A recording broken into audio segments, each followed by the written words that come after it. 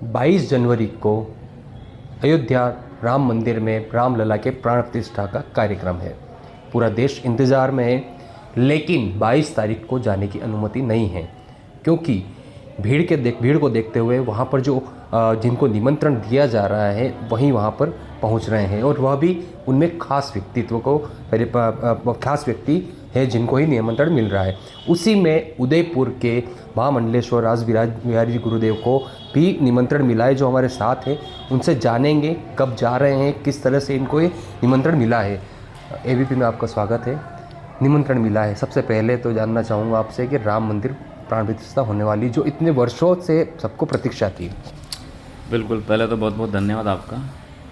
और मुझे ऐसा लगता है कि मैं बहुत सौभाग्यशाली हूँ कि मुझे इस राम मंदिर प्राण प्रतिष्ठा के लिए यह निमंत्रण मिला।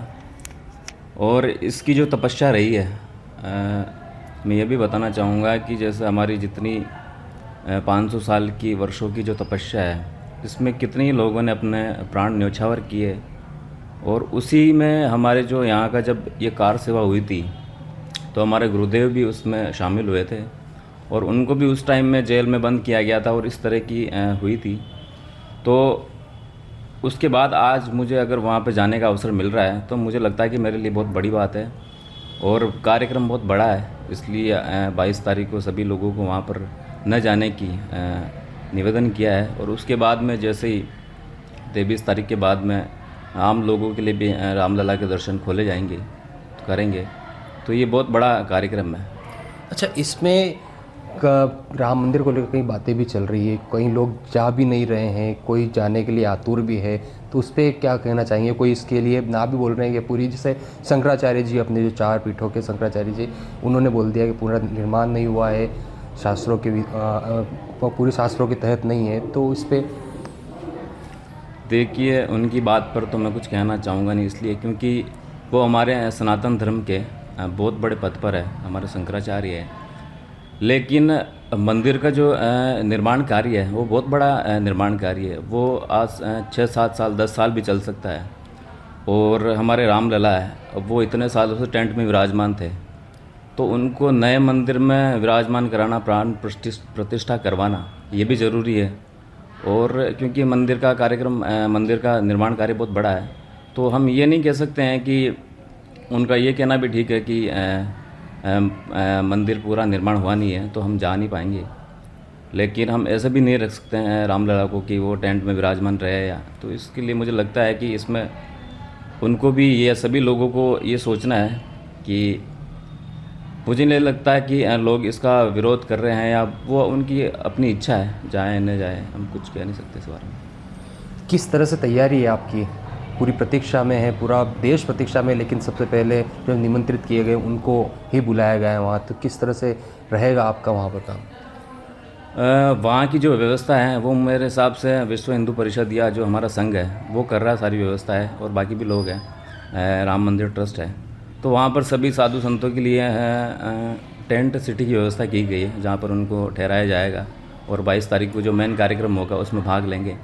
उसके बाद में फिर उनको एक दिन बाद में वहाँ से निकलने की सलाह दी गई है।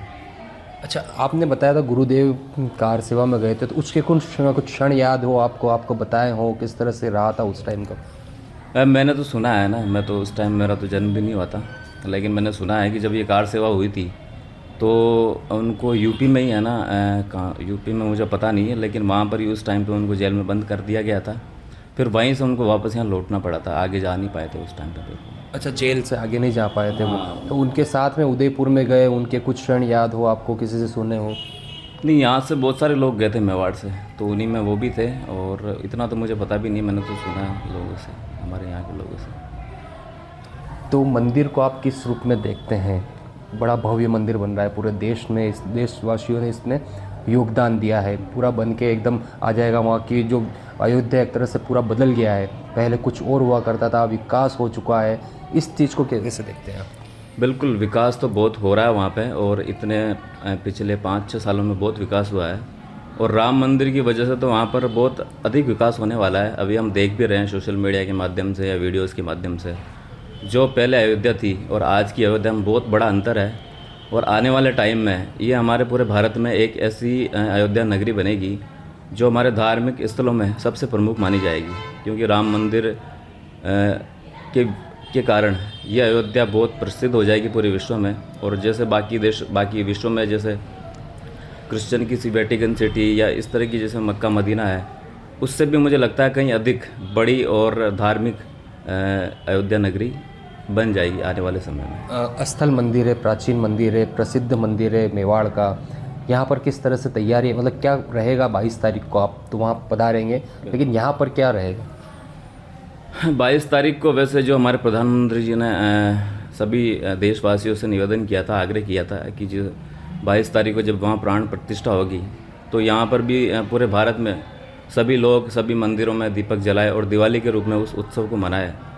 तो हम सभी भारतवासी और सभी मंदिरों में उसी तरह से जैसे हम दिवाली मनाते हैं, मुझे लगता है कि हम सभी उसी धूमधाम से दिवाली मनाएंगे और दीपक जलाएंगे उस त्यौहार के दिन। तो महामंडलेश्वर मेवाड़ के रासबिहारी जी गुरुदेव ने बताया कि उनको निमंत्रण किस कारण मिला। गुरुदेव जी जो थे वो कार सेवा में गए थे, जेल में बंद भी हुए। स्थल मंदिर है, प्राचीन मंदिर है मेवाड़ का, यहाँ पर भी एक तरह से 22 तारीख को दिवाली होगी। एबीपी न्यूज़ से विपिन सोलंकी, उदयपुर।